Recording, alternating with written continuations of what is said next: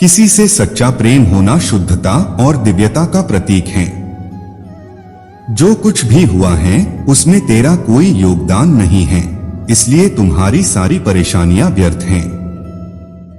हर चीज की शुरुआत मुझसे होती है और खत्म भी मुझ पर आकर ही होती है। इंद्रियों से मिलने वाला सुख सच्चा नहीं होता है। इंद्रियों का सुख पहले तुमको अमृत की मिठास देगा, लेकिन बाद में तुम्हारा विनाश कर देगा। तुम अपने जीवन को सार्थक बना सकते हो, लेकिन इसके लिए तुम्हें मेरी शरण में आना पड़ेगा। अगर तुम्हें मेरी बातें अटपटी लगती हैं, तो तुम्हें अपने नजरिए को बदलने की जरूरत है। अभी तुम चीजों को उस तरह से नहीं देखते हो जिस तरह मैं देखता हूँ। अगर एक बार तुमने मुझ पर विश्वास कर लिया तो तुम्हें जीवन में कभी निराश होना नहीं पड़ेगा। एक बार जो मुझ पर विश्वास करता है उसको मैं कभी छोड़ता नहीं हूँ। जो मेरे भक्तों के साथ धोखा करता है उसके लिए मैं सबसे बड़ा शत्रु हूँ। अगर किसी ने मेरे भक्त को एक बार भी धोखा दिया तो जन्मों जन्मों तक मैं उसका उद्धार नहीं करता हूँ। इस देवत्व का सर्वोच्च मैं हूँ, सब कुछ मुझ पर निर्भर है। अगर तुमने मेरे बारे में जान लिया तो तुम्हारा कल्याण निश्चित है।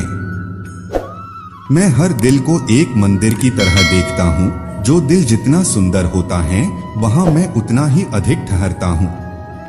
भगवान श्री कृष्ण के चरण कमल इतने पवित्र हैं कि जो कोई उनकी शरण लेता है तुरंत शुद्ध हो जाता है। इस दुनिया में तुम प्रेम सभी से करो, लेकिन पूर्ण रूप से विश्वास किसी पर मत करो। अगर तुमको भरोसा करना है तो केवल कृष्ण पर करो। मन बड़ा चंचल है, इसलिए अपने मन को स्थिर रखो, उसको कभी व्यथित मत होने दो। आपने जो कुछ भी किया वह आपके साथ एक दाग की तरह चलेगा, इसलिए अपने कर्म में शुद्धि लाओ।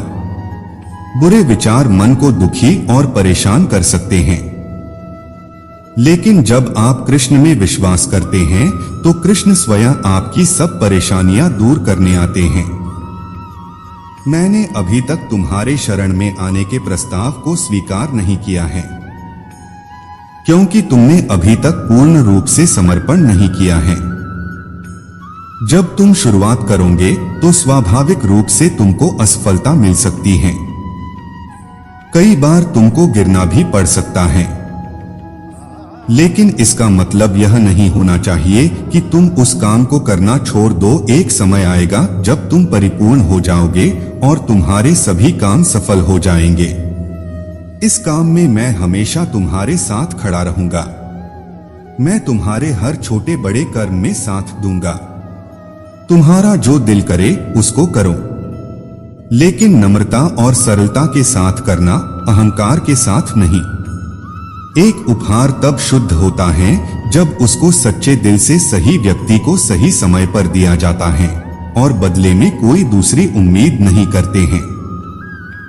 कड़े संघर्ष के बाद प्राप्त होने वाला सुख जिसने आपके दुखों का अंत किया है। ऐसे संघर्ष का पहला कदम आपको कड़वे जहर के समान लगता है और अंत में आपको अमृत की प्राप्ति होती है। इस तरह का सुख केवल मन की शांति से प्राप्त हो सकता है। इस धरती पर आने के बाद आपका मुख्य उद्देश्य यहाँ से मुक्त होना है। केवल वही मनुष्य मुक्त हो सकता है जो अपने कर्मों में दृढ़ संकल्प के साथ स्थिर है और सुख दुख को समान रूप से सहन करता है। जो मनुष्य अपनी आत्मा की बात सुन सकता है वह मुझसे बात कर सकता है और देख भी सकता है। अपने सभी कर्मों को कृष्ण पर केंद्रित होकर करो। आसक्ति को त्याग दो। सफलता और असफलता को एक समान दृष्टि के साथ देखो, क्योंकि आध्यात्मिकता का अर्थ ही होता है समभाव।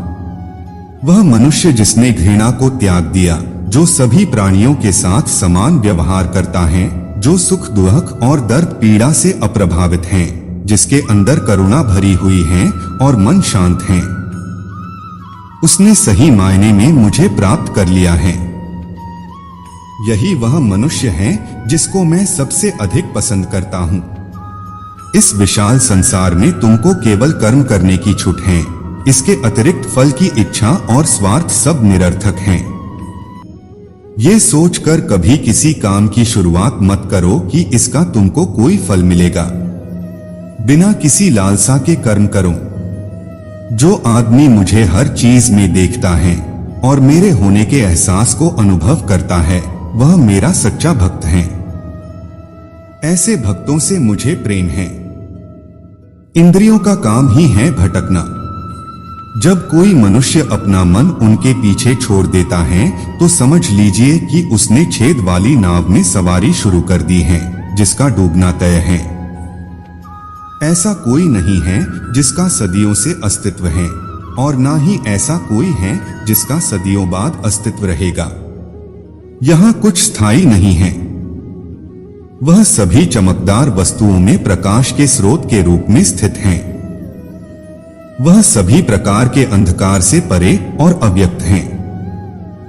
वह ज्ञान का विषय है और वही ज्ञान का लक्ष्य है। वह सबके हृदय में विराजमान है। श्रीमद् भगवद गीता। तुम उसी को देख पाते हो जो तुम हो, और तुम वही जो तुम देखते हो।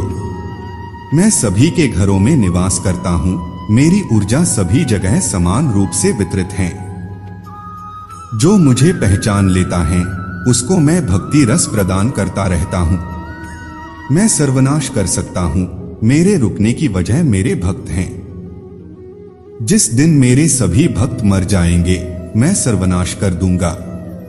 जो व्यक्ति अहंकार से मोहित होकर अपने कर्मों को अंजाम देता है, मैं उसके खिलाफ खड़ा होता हूँ। तुम हमेशा के लिए यहाँ रहने वाले नहीं हो। तुम्हारा जीवन बहुत सीमित है। जो मनुष्य यहाँ आता है वह अपनी क्षमता को तलाशने के लिए आगे बढ़ता है।